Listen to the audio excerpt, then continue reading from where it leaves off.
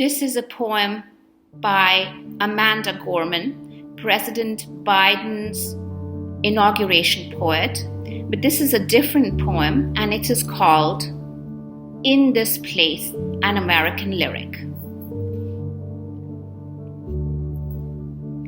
There is a poem in this place, in the footfalls in the halls, in the quiet beat of the seats.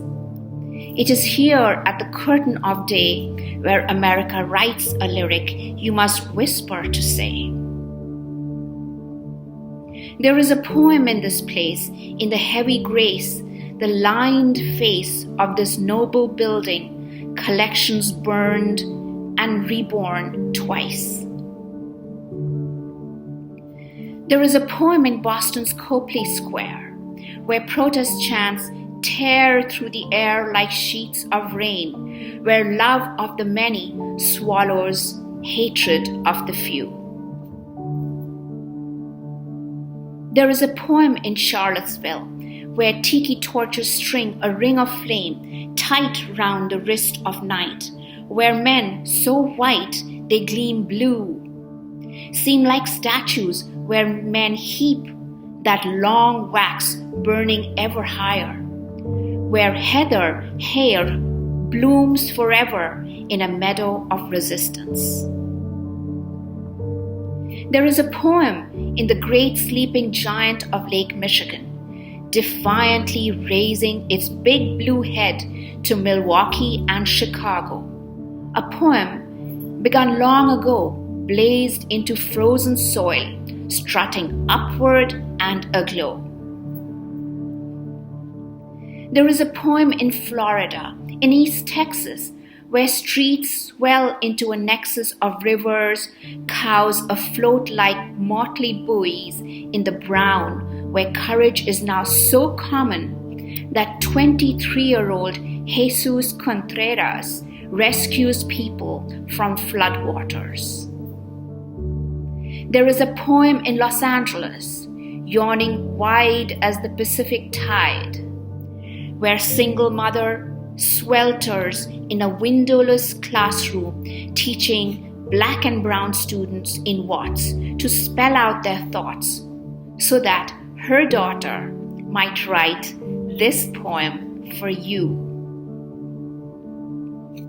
There is a lyric in California where thousands of students march for blocks, undocumented and unafraid, where my friend Rosa finds the power to blossom in deadlock, her spirit the bedrock of her community. She knows hope is like a stubborn ship gripping a dock, a truth that you cannot stop a dreamer or knock down a dream.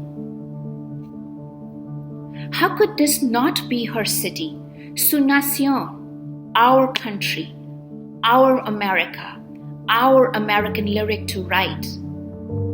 A poem by the people, the poor, the Protestant, the Muslim, the Jew, the native, the immigrant, the black, the brown, the blind, the brave, the undocumented and undeterred, the woman, the man, the non-binary, the white, the trans, the ally to all of the above and more. Tyrants fear the poet. Now that we know it, we can't blow it. We owe it to show it, not slow it, although it hurts to sow it when the world skirts below it. Hope. We must bestow it like a wick in the poet, so that it can grow lit, bringing with it stories to rewrite.